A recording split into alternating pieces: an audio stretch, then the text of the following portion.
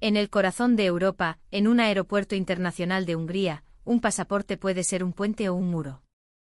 Y a veces la tinta con la que está escrito nuestro nombre importa menos que la mirada en nuestros ojos. ¿Qué sucede cuando un simple prejuicio amenaza con convertir un viaje soñado en una pesadilla? ¿Y qué ocurre cuando la dignidad silenciosa de un pueblo se convierte en la lección más poderosa? La historia que vais a escuchar hoy, amigos, trata sobre fronteras invisibles, sobre el orgullo herido y sobre la revelación de que el pasaporte más valioso no es el que llevas en el bolsillo, sino el que llevas en el alma. Mi nombre es Gellert, y esta es la crónica de cómo un grupo de españoles me obligó a ver el mundo con otros ojos. Mi oficina es una cabina de cristal en el Aeropuerto Internacional Ferenc Liszt de Budapest. Durante los últimos 5 años, este cubículo ha sido mi universo. Como oficial de inmigración de la Policía Nacional húngara, mi trabajo consiste en mirar rostros y decidir destinos. Un suspiro profundo es casi siempre el ritual con el que comienzo mi jornada, un preludio al monótono desfile de pasaportes, visados y sellos. Recibo el documento, verifico los datos biométricos, escudriño los registros de estancia.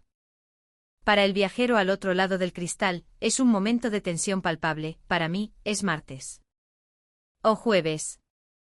El día apenas importa. Últimamente la presión ha aumentado. Hostia, ¿y de qué manera? Hungría se ha convertido, muy a nuestro pesar, en una puerta giratoria para la inmigración ilegal que busca colarse en el corazón de Europa Occidental. Desde la crisis de refugiados de 2015, el gobierno ha levantado vallas, ha reforzado las patrullas y nos ha dado directivas cada vez más estrictas. Somos el muro de contención del espacio Schengen. El flujo desde Oriente Medio y África ha disminuido, sí, pero ahora el problema tiene otro acento. La nueva directiva, llegada hace apenas unas semanas en un frío correo electrónico oficial, era clara y brutalmente simple: intensificar el escrutinio sobre ciudadanos de habla hispana provenientes de países con altos índices de emigración ilegal, como Venezuela o Colombia. El problema, claro, es que el prejuicio es un atajo muy peligroso. Hoy la cola es interminable, una serpiente humana de 1000 colores y acentos. Rostros llenos de expectación, otros nublados por la ansiedad. He aprendido a leerlos, a descifrar las microexpresiones que delatan una mentira o confirman una verdad. El primero es un empresario estadounidense, su confianza es casi un portazo en la cara. Le hago un par de preguntas de rigor, su inglés es nítido, sus respuestas precisas. Sello. Siguiente. Una familia británica, los típicos guiris emocionados por sus vacaciones. Los niños, con las caras pegadas al cristal, son un recordatorio de la alegría que mi trabajo a menudo interrumpe. Les sonrío levemente. Sello. Siguiente. Y así, uno tras otro, la cinta transportadora de vidas humanas sigue su curso. Un día, no hace mucho, me topé con un pasaporte que parecía haber sobrevivido a un naufragio. Estaba arrugado, descolorido. El protocolo dicta que un caso así va directo a la sala de segunda inspección. Pero el hombre, su dueño, tenía una mirada tan honesta, tan genuinamente asustada, que mi instinto me gritó que hiciera una excepción. ¿Qué le ha pasado al documento?, pregunté. El hombre, con un suspiro de resignación, confesó: se me coló en la lavadora con los vaqueros. Podría haber sido una mentira, un riesgo para la seguridad nacional. Pero confié en él.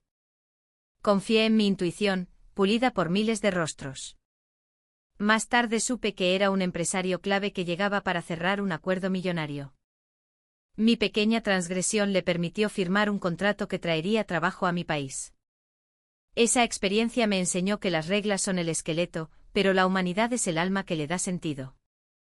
A veces hay que saber cuándo doblar la norma para no romper a la persona. Pero esa lección estaba a punto de ser puesta a prueba de la forma más dura. Una mañana, el ambiente en la oficina estaba cargado. Mis compañeros cuchicheaban en un rincón, con rostros graves. La nueva directiva sobre los hispanohablantes era el tema central. Son difíciles de distinguir, decía uno. Hablan el mismo idioma, y a veces hasta se parecen físicamente. ¿Cómo se supone que diferenciemos a un español de un venezolano sin ofender a un ciudadano de la UE? La orden era absurda, debíamos aplicar un escrutinio adicional basándonos en... ¿Qué? En el tono de piel. En el acento. Un peso amargo se instaló en mi estómago. Siempre había considerado a los turistas españoles gente honesta y respetuosa. Ahora el Estado me obligaba a tratarlos como sospechosos por defecto, simplemente porque compartían un idioma con otros pueblos al otro lado del Atlántico. Y entonces el inevitable primer día de la nueva política llegó. Empecé a aplicar el protocolo con un nudo en la garganta. A un grupo de chavales de Madrid que venían de Interrail, les tuve que pedir los billetes de vuelta y una prueba de fondos. Sus caras de incredulidad y su «¿pero qué dices, tío? Somos europeos», me taladraron el alma. Los llevé a la sala de segunda inspección, sintiéndome como un auténtico cabrón. Por supuesto, todo estaba en orden. Cuando salieron, una hora después, su espíritu aventurero se había desinflado. La mirada de decepción que me lanzaron pesaba más que cualquier manual de procedimientos. Poco después, ocurrió el incidente que lo cambió todo. Una familia de 4 miembros se acercó a mi puesto. El padre, la madre y 2 niños que no tendrían más de 10 años. Sus ojos brillaban con esa luz pura de la primera vez, la emoción de descubrir un lugar nuevo. El padre me entregó 4 pasaportes de color burdeos, con el escudo del Reino de España en la cubierta. Eran de Sevilla. Su acento andaluz era inconfundible, su piel tostada por el sol del sur. Y mi cerebro, entrenado por la nueva y estúpida directiva, encendió una luz roja. Disculpen, necesitaré ver algunos documentos adicionales, dije, y vi cómo la alegría se desvanecía de sus rostros como la tinta bajo la lluvia. Confusión. Inquietud. Y una chispa de indignación.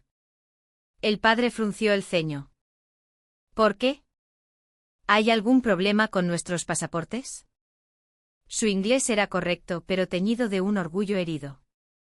Intenté sonar lo más neutral posible. No, señor, ningún problema. Es solo un procedimiento de confirmación aleatorio debido a las nuevas políticas. Mi explicación no sirvió de nada. La voz del padre subió un decibelio. No somos aleatorios. Somos ciudadanos de la Unión Europea. Somos españoles. ¿O es que nuestro pasaporte vale menos que el de un alemán? Sentí como las miradas de toda la cola se clavaban en nosotros. El niño más pequeño tiró de la falda de su madre. «Mamá, ¿hemos hecho algo malo?», preguntó con una vocecita que me partió el corazón. Me vi atrapado. Mi deber contra mi conciencia. Entendía su frustración. Se sentían injustamente señalados, humillados. Y tenían toda la razón. Pero yo tenía que cumplir órdenes. «Señor, por favor, acompáñenme a la sala de inspección». Fue entonces cuando ocurrió algo que no esperaba.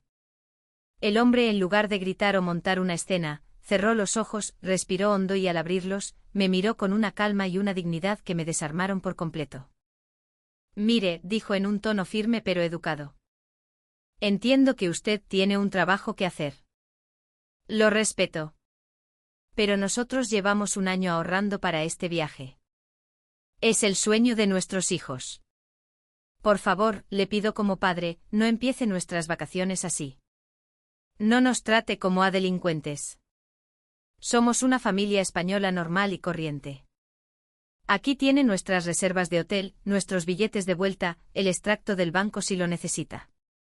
Mírelo todo aquí, pero no nos haga pasar por esto delante de nuestros hijos». Su paciencia fue un golpe más fuerte que cualquier insulto. Su civismo en medio de la humillación me hizo sentir pequeño. La madre asentía en silencio con los ojos llorosos abrazando a sus hijos. En ese momento, no vi a un posible inmigrante ilegal. Vi a un hombre defendiendo la dignidad de su familia. Vi la decencia humana enfrentándose a la burocracia ciega. La vergüenza me quemó por dentro. Tomé sus pasaportes, los abrí de nuevo y estampé el sello de entrada con una fuerza innecesaria. «Perdonen las molestias», musité, incapaz de mirarlos a los ojos. «Bienvenidos a Hungría. Disfruten de su estancia». El padre asintió, recogió los documentos y se llevó a su familia. La luz en los ojos de los niños no había vuelto del todo. Y yo me quedé allí con el eco de la pregunta de aquel niño resonando en mi cabeza, ¿hemos hecho algo malo? Sí, pensé. Lo he hecho yo. Con el paso de las semanas, me encontré con más españoles. Y la reacción, para mi asombro, fue casi siempre la misma. Había frustración, sí. Molestia, por supuesto. Pero debajo de todo eso, había una sorprendente reserva de paciencia y una comprensión madura. Una pareja de jubilados de Galicia me dijo, haga lo que tenga que hacer, muchacho. Sabemos que son órdenes. Un estudiante de Erasmus de Valencia, mientras esperaba la inspección adicional, me sonrió y dijo, no te preocupes, tío. Imagino que vuestro trabajo es un coñazo. Su actitud me conmovía y a la vez aumentaba mi sentimiento de culpa. Empecé a aprender algunas frases en español por mi cuenta. Un simple buenos días o gracias, que tengan un buen viaje en su idioma parecía aliviar, aunque fuera mínimamente, la tensión del momento. Era un pequeño gesto, un puente diminuto sobre el abismo del protocolo. Un día, un hombre con un pasaporte español se acercó. Hablaba español, pero su acento era distinto. Nervioso. Su mirada esquiva. Mi instinto, ahora afinado para detectar la verdad humana más que el estereotipo nacional, se disparó. Recordé a la familia de Sevilla, a los estudiantes, a los jubilados. Recordé su calma, su apertura. Este hombre era diferente. Disculpe, ¿de qué parte de España es usted?, le pregunté casualmente en español. De Madrid, respondió, pero dudó una fracción de segundo. ¡Qué bien! Madrid mola mucho. ¿Suele ir al Rastro los domingos? El pánico cruzó sus ojos. Silencio. No. No mucho. Lo había pillado. Un madrileño que no conoce el Rastro es como un parisino que no conoce la Torre Eiffel. Fue transferido a la sala de inspección y, efectivamente, se confirmó que era un ciudadano venezolano con un pasaporte español falsificado de alta calidad. Mi nuevo enfoque basado en la conexión humana en lugar del perfil racial había funcionado. Era más eficaz. Aquello fue la gota que colmó el vaso. No podía seguir así. Reuní datos estadísticas de las últimas semanas, el número de inspecciones innecesarias, el tiempo perdido, las quejas veladas. Y solicité una reunión con mi superior. Señor, le dije con el corazón en un puño. El sistema actual no funciona. Estamos alienando a ciudadanos europeos inocentes y no estamos siendo más eficaces en la detección de amenazas reales. Los españoles no son el problema. Su actitud, su paciencia. Nos están dando una lección. Expuse mi propuesta, un sistema de evaluación de riesgo individualizado, que considerara el historial de viajes, el propósito de la visita, y sobre todo, la interacción personal, en lugar de una sospecha generalizada por el idioma que hablan. Mi jefe, un hombre pragmático y anclado en las reglas, me escuchó con escepticismo. Pero los datos eran irrefutables. Un mes, dijo finalmente. Te doy un mes para probar tu enfoque humano, Heyer. Si las cifras de seguridad bajan, volvemos al protocolo anterior y olvidas esta conversación. Acepté el reto. Era mi oportunidad. Durante ese mes trabajé como nunca. Formé a mis compañeros, les hablé de la familia de Sevilla, de su dignidad. Les enseñé a buscar la humanidad detrás del pasaporte. El cambio fue lento pero palpable. Las colas se agilizaron. La atmósfera en la zona de inmigración, antes tan gélida, se relajó. Y entonces conocí al señor Chen. No esperen, esa es otra historia. Conocí al señor Morales, un empresario de Barcelona de unos 50 años, un hombre con la elegancia discreta de quien ha visto mundo. Venía a cerrar un trato con una empresa automotriz húngara. Buenos días, señor Morales. ¿Propósito de su visita? Negocios. Vengo a una reunión. 3 días, respondió en un inglés impecable.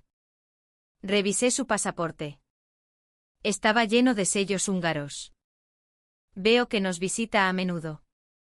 Es mi 20ª vez en 10 años, respondió con una sonrisa. Me encanta este país. A pesar de todo, bajo el periodo de prueba, aún debía hacer una confirmación rápida. Disculpe, solo un momento para una comprobación rutinaria. Su reacción me dejó sin palabras. Por supuesto, dijo tan tranquilo. Tómese su tiempo. Sé que su trabajo no es fácil. La seguridad es lo primero. Su comprensión me abrumó. Mientras el sistema hacía su trabajo, conversamos. La primera vez que vine y me pararon, confesó, me enfadé mucho. Pero con el tiempo entendí que solo cumplen con su deber. Aunque, añadió con una mirada inteligente, también ustedes deben ser más flexibles. Asumir que todos los que hablamos español somos un riesgo es ineficiente. Tenía razón. Le confesé nuestros esfuerzos por cambiar el sistema. El cambio siempre es difícil, dijo el señor Morales asintiendo. Pero lo importante es que lo están intentando. Ese esfuerzo, créame, dará sus frutos. Sus palabras fueron un bálsamo, una confirmación de que iba por el buen camino. El sistema dio luz verde y le devolví su pasaporte. Gracias por su paciencia, señor Morales. Y por su comprensión. Él me guiñó un ojo. De nada. La dignidad y la paciencia son nuestras mejores exportaciones no oficiales. Al final del mes de prueba, los resultados eran espectaculares. Las inspecciones secundarias innecesarias a ciudadanos españoles habían caído un 60%. La satisfacción de los viajeros había aumentado. Y lo más importante, los casos de fraude detectados, como el del falso madrileño, habían aumentado ligeramente, porque ahora buscábamos las señales correctas. El nuevo sistema se implementó de forma permanente. Hoy, ya no soy solo un funcionario que sigue las reglas. Me siento más como un mediador cultural. Cuando veo un pasaporte español, siento una punzada de gratitud. Aquellos viajeros, con su calma y su decencia, no solo salvaron sus vacaciones. Me salvaron a mí de mi propio cinismo. Me enseñaron que las fronteras más difíciles de cruzar no están en los mapas, sino en nuestras mentes. Y que la verdadera prueba de carácter no es cómo actúas cuando tienes el poder, sino cómo respondes cuando te lo quitan injustamente. Mi nombre es María y vivo en Barcelona. Durante mucho tiempo, odié a los inmigrantes. No era algo abstracto, era un rencor que crecía en las grietas de las aceras de mi barrio, El Raval. Crecer aquí te enseña que el mundo no es un folleto turístico de Gaudí. El Raval es el corazón palpitante y a veces herido de la ciudad, un laberinto de calles estrechas donde el olor a curry se mezcla con el de la ropa húmeda tendida en los balcones. Y es el hogar de incontables personas que llegaron aquí buscando una vida mejor. Demasiadas, según mi padre. Mi padre es obrero de la construcción. Un hombre de manos callosas y espalda resentida que ha pasado su vida levantando los edificios que los turistas fotografían. Pero en los últimos años, sus jornadas de trabajo empezaron a menguar. ¿Para qué me van a contratar a mí, pagándome el convenio?, despotricaba en la cena, si tienen a 10 tíos de fuera que lo hacen por la mitad y sin rechistar. Veía cómo el trabajo se iba a manos de inmigrantes indocumentados, dispuestos a aceptar salarios de miseria. Nuestro alquiler subía, pero el sueldo de mi padre bajaba. La ecuación era insostenible. El barrio se transformó. Las tiendas de toda la vida cerraron, reemplazadas por locutorios y bazares. La sensación de inseguridad creció. Los carteristas se volvieron una plaga. A una vecina le desvalijaron el piso. Las calles, antes un lugar de juego, se llenaron de gente bebiendo, dejando un rastro de basura. Mis padres, con el corazón roto, hablaban de los inmigrantes como una plaga. Que se vayan todos a su país, gritaba mi padre. Y yo, que veía su frustración y el cansancio en los ojos de mi madre, que tuvo que ponerse a limpiar casas para llegar a fin de mes, absorbí su rabia como una esponja. Para mí, inmigrante se convirtió en sinónimo de problema, de pobreza, de amenaza. A pesar de las dificultades, mis padres hicieron un sacrificio titánico para que yo estudiara. Mientras mis amigas del barrio dejaban los estudios para trabajar, ellos trabajaban el doble para que yo pudiera ir a la universidad. Tú eres nuestra única esperanza, María, me decía mi madre. Esa presión me empujó a encerrarme en los libros. Y lo conseguí.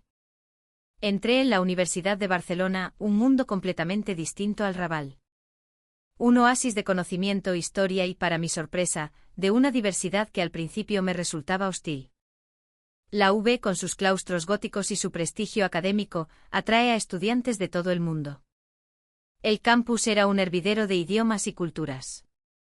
Pero yo, con mis prejuicios a cuestas, solo veía etiquetas. Me mantenía alejada de los estudiantes asiáticos y latinoamericanos. En mi cabeza todos entraban en el mismo saco que los que le quitaban el trabajo a mi padre. Mi primer año fue solitario. Clases, biblioteca y por las noches un trabajo de camarera para ayudar en casa. No tenía tiempo ni ganas de socializar. Fue al final de ese año cuando intenté darles a mis padres el dinero que había ahorrado, que todo cambió. No lo aceptaron. Mi madre, llorando, me dijo: hija, este tiempo no volverá. Vive. Haz amigos, viaja, disfruta.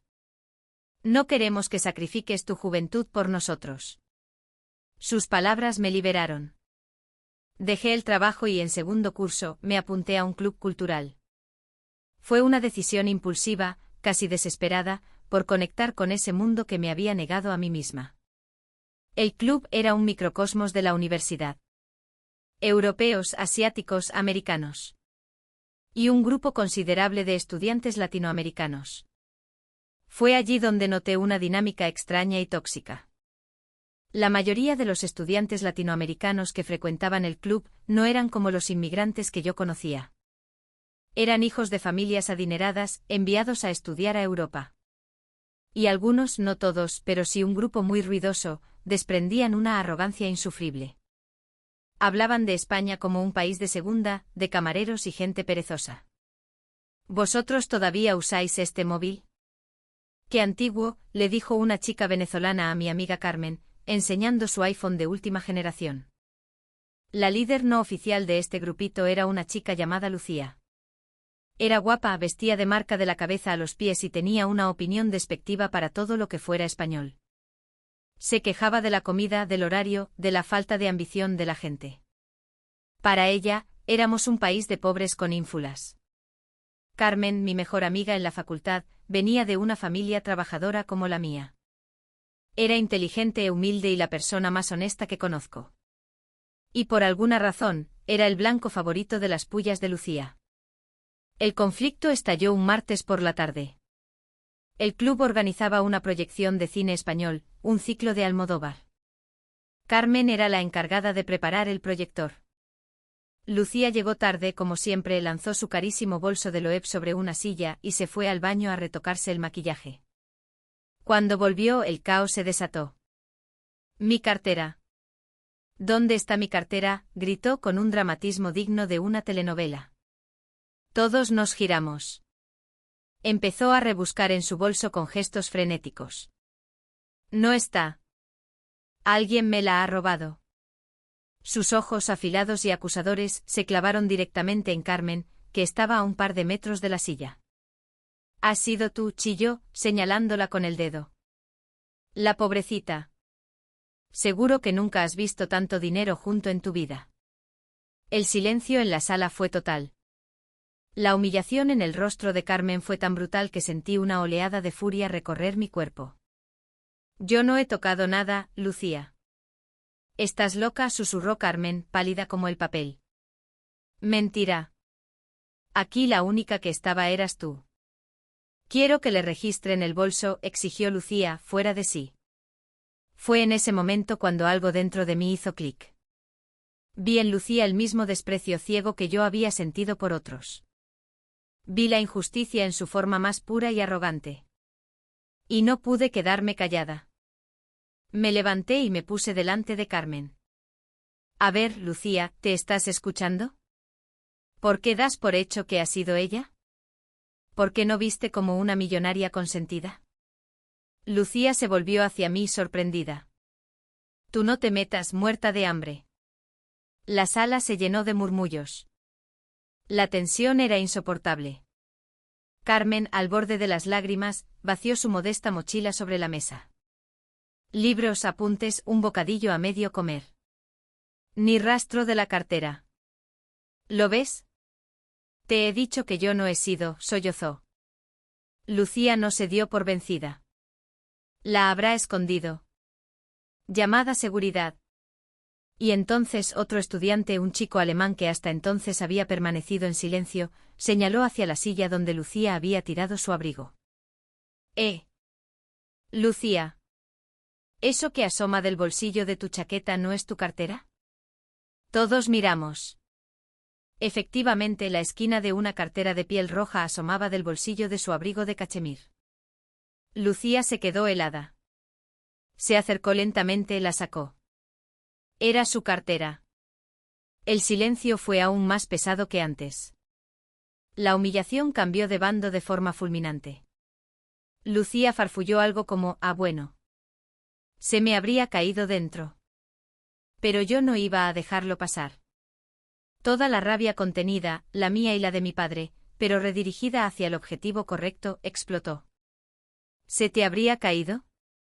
Joder, qué cara tienes, le espeté. Acabas de acusar a una persona de ladrona delante de todo el mundo, la has humillado por no tener tu dinero, y ahora ni siquiera pides perdón. Es que flipó. Me acerqué a ella, mi voz temblando de ira. ¿Sabes qué, Lucía? Gracias a gente como tú, entiendo muchas cosas. Vienes de un país donde la corrupción es el pan de cada día, con dinero que a saber de dónde ha salido, y te crees con derecho a mirar por encima del hombro a gente honrada que se levanta a las 6 de la mañana para ganarse la vida. Mi amiga Carmen tiene más dignidad en la uña del dedo meñique que tú en todo tu cuerpo de niña rica. Miré a mi alrededor, a todos los que presenciaban la escena. Estoy harta de que nos llamen vagos y pobres. Aquí en mi país, valoramos la honestidad. Valoramos el civismo. Valores que por lo visto, no se pueden comprar con la tarjeta de crédito de papá. Lucía, roja de vergüenza y rabia, cogió sus cosas y se fue de la sala sin decir una palabra, seguida por su séquito. Nunca más volvió al club. Ese día, algo cambió. Los amigos que se quedaron vinieron a abrazar a Carmen. Me dieron la enhorabuena. La atmósfera del club se volvió más sana, más real. ¿Y yo? Yo me sentí orgullosa. Orgullosa de haber defendido a mi amiga. Orgullosa de haber defendido la decencia. Me di cuenta de que mi enemigo no era el inmigrante pobre que buscaba una oportunidad, sino la arrogancia y el prejuicio, vinieran de donde vinieran. Me di cuenta de que ser español no era solo vivir en un país con sol y fiesta. Era pertenecer a un pueblo que, a pesar de sus problemas, todavía valora la integridad por encima del dinero. Las dos historias que hemos escuchado hoy, la de Gellert en Budapest y la mía en Barcelona, nacen de lugares muy diferentes, pero convergen en una verdad universal.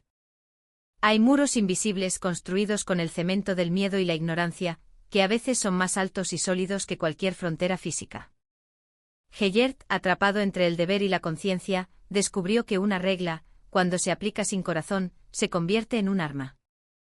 Lo que le hizo cambiar no fue una orden, sino la dignidad silenciosa de una familia sevillana, la paciencia de unos jubilados gallegos, la comprensión de un empresario catalán. Fueron ellos quienes le recordaron que detrás de cada pasaporte hay una persona. Su civismo fue el catalizador que le dio el coraje para desafiar un sistema injusto. Y yo, María, crecí en un entorno que me envenenó con resentimiento. Culpé a los más vulnerables de los problemas de mi familia, sin ver el panorama completo. Pero fue la arrogancia de Lucía, y la integridad inquebrantable de mi amiga Carmen, lo que hizo añicos mi coraza de prejuicios. Defender a Carmen fue defenderme a mí misma, a mis raíces, a los valores de honestidad y esfuerzo que mis padres me inculcaron en las calles del Raval. ¿Qué lección podemos extraer de todo esto? Que cada uno de nosotros, sin darnos cuenta, es un embajador. Un simple gesto de amabilidad en un país extranjero, una respuesta serena ante un problema, el respeto por los demás. Son estos pequeños actos los que construyen la imagen de un pueblo y tejen la confianza en el mundo. El pasaporte, ese librito de color burdeos, solo nos da permiso legal para cruzar una línea en el mapa. Pero el verdadero pasaporte, el que nos abre las puertas de los corazones y nos gana el respeto de los demás, es nuestro carácter. La honestidad, la tolerancia, la dignidad. Ese pasaporte invisible no tiene fecha de caducidad y nadie puede arrebatárnoslo. Tanto el señor Morales como mi amiga Carmen nos lo han demostrado. Su entereza nos pregunta hoy, ¿qué imagen de nosotros mismos proyectamos al mundo? ¿Nuestras acciones encienden una luz de calidez en el corazón de alguien o profundizan una sombra de desconfianza? El mundo es vasto y las fricciones culturales seguirán existiendo. Pero siempre podemos dar el primer paso para entender al otro. Como Gellert aprendiendo español, como yo descubriendo un cine que me fascinó. Un poco de curiosidad y una pizca de empatía pueden convertir cualquier muro en un puente. El final de estas historias es un comienzo. Gellert ahora recibe a los viajeros con una sonrisa que va más allá del protocolo. Y yo en Barcelona he encontrado nuevos amigos con los que comparto no solo apuntes, sino la creencia en un mundo más justo. Deseamos que vosotros también podáis vivir así. Cruzando las barreras del idioma y la cultura para estrechar la mano de corazón a corazón. En un mundo donde a menudo parece que solo importan las diferencias, recordemos que la decencia y la bondad hablan un idioma universal. Gracias por habernos acompañado hasta el final. Si este relato ha dejado una pequeña huella en vosotros, si os ha inspirado a mirar más allá de la superficie, nuestro objetivo se habrá cumplido. Porque la honestidad nunca traiciona, y la amabilidad siempre encuentra su camino. Y en algún lugar lejano, hoy mismo, la dignidad silenciosa de alguien está